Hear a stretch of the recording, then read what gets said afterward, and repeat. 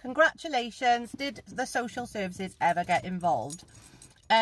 No, in short, but I think that's because I was more like a recreational user, and obviously I was doing it when the kids were at their dad's. It wasn't directly impacting them.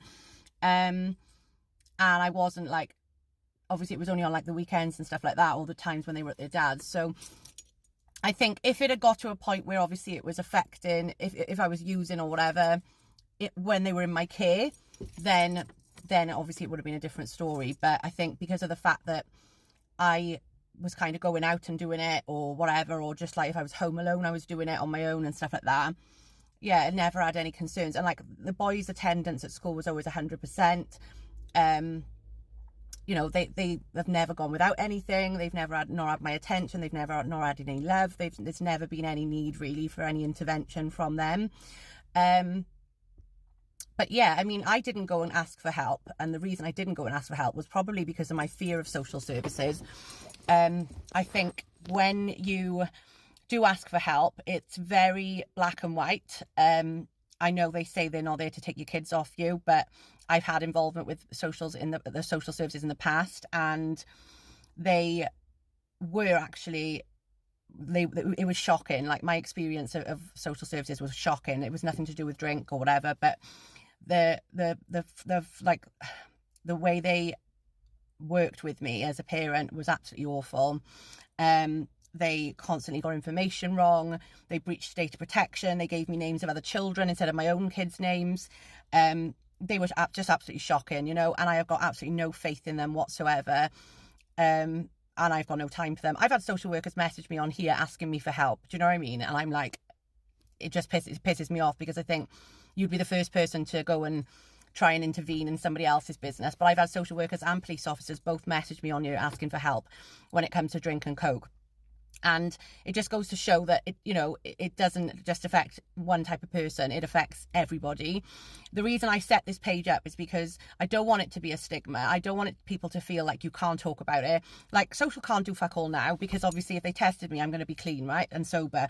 There's fuck all they can do, because I'm being the best version of myself possible now, and I'm putting my story out there because I don't want people to feel like they can't talk about it, or like, it is a subject where, you are a parent, whatever, you don't want to be under the radar. And I totally understand that, because if I was under the radar, that would probably throw me off even more, like, and make me go off the rails even more. Do you know what I mean? But yeah, I mean, I knew that something had to change. I never went to the doctors once and asked for help. I never felt like I could, if I'm being honest with you. And I still to this day don't feel like their support would have done it for me, because it's either like refer you to GDAS or AA or NA. And in my case, I was like a whole different breed, because I wasn't addicted to alcohol. I wasn't addicted to coke. I was addicted to the two together. So I was addicted to having a drink and using the coke together, and the coca-ethylene that gets created.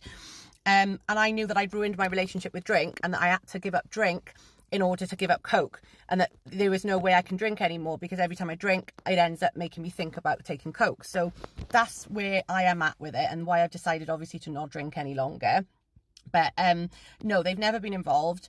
Had it have carried on as it was, then it may well have gone that way. But luckily I pulled myself out of it, and obviously got to a place where I could recognise that I needed to get myself sorted. And the bottom line is this, guys. Yeah, there are places out there that are going to support you, but it's only you that's going to help you. And if you're not, I was never an everyday drinker, so I'm not suggesting to just cut it out completely. If you are an everyday drinker, that's different.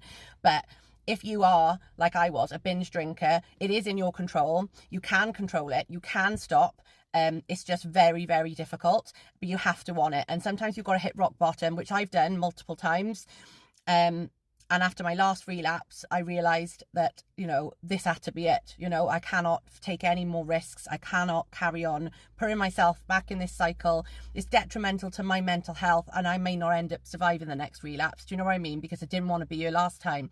So, yeah, they didn't get involved, but I understand why people don't go and get help, because they are frightened. And like I said, this is why TikTok is such a great platform, because there are so many people out there like us that can just talk openly about their experiences, open about their addictions and how they're getting over them, and we come together and support each other, which is wrong, because you should be able to go and feel like you can get help, but in this day and age you can't. Like, I didn't feel like I could go and get help, do you know what I mean, for the simple fear of that. So for me, I'm just grateful that I developed a platform on here and I got so much support, because if it wasn't for TikTok, I wouldn't be where I am today. So yeah, hope that answers your question. Peace and love.